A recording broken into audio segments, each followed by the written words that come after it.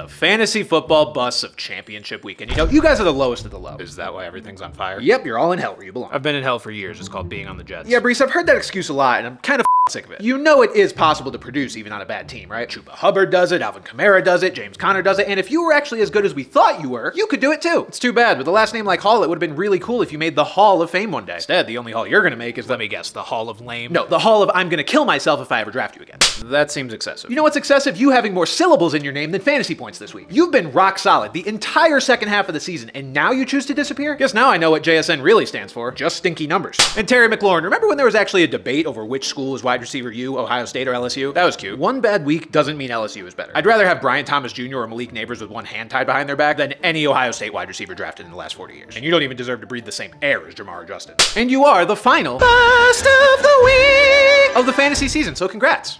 You bum. Hey Chan, you're basically a glorified receiver, and like any receiver, you tend to suffer when your quarterback's out, which would be fine if your quarterback didn't get hurt more than a toddler in a room full of end tables. And Nico Collins, we gotta talk about this now because you finally got caught in the crossfire after being mostly unaffected all year. What the hell is wrong with CJ Stroud? Sophomore slump or something, man. I don't know. A sophomore slump is why his accuracy went from Hawkeye to Stormtrooper? Nah, man, he's gotta be cursed. We gotta do an exorcism or something before next season. But in the meantime, dishonorable mentions go to Joe Mixon, Brian Robinson Jr., Rashad White, Devontae Adams, Cooper Kupp, DK Metcalf, Zay Flowers, George Pickens, Jaden Reed, Keenan Allen, and Darnell Mooney. And believe it or not, we get to end the year with no one in tight end Catraz. Not even Kyle Pitts, because of course he finally produces after 80% of fantasy teams were already eliminated and the ones that weren't almost certainly weren't starting it. I'm the best. You're a cockroach who won't die.